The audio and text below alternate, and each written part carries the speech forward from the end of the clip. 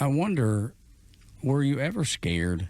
Because it seems like in this overwhelming world war that has the greatest battles that the nation's ever fought and ever seen, the toughest generation to ever live.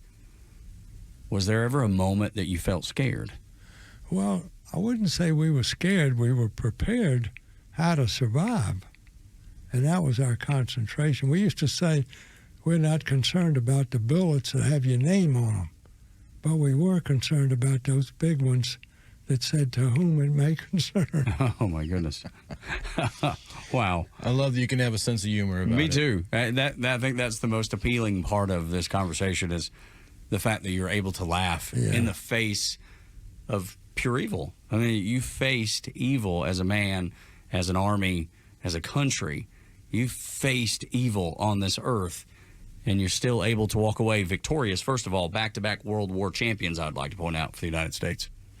And then you're able to laugh. You're still able to have a sense of humor, and I think that well, is during amazing. combat, we had a couple of times we had rest periods, either a day or 2 day, 1 or 2 days rest period, because the 3 divisions, 45th, I said, was to our left, 36th Texas Division was always to our right.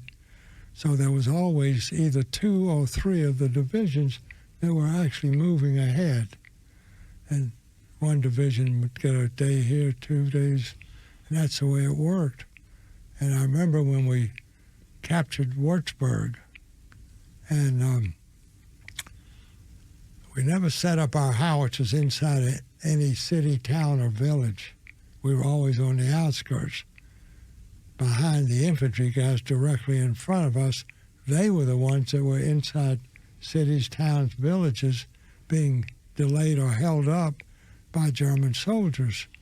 So we were sometimes close together, sometimes our howitzers were quite a distance apart.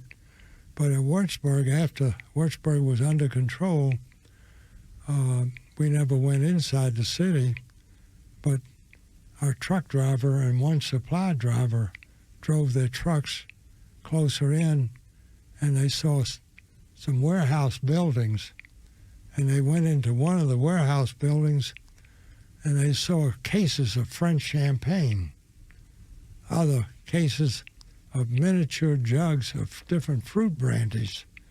So they loaded as many cases of the champagne and fruit brandies on the 2 vehicles as they could, brought them back to the gun section. We had 5-gallon water cans.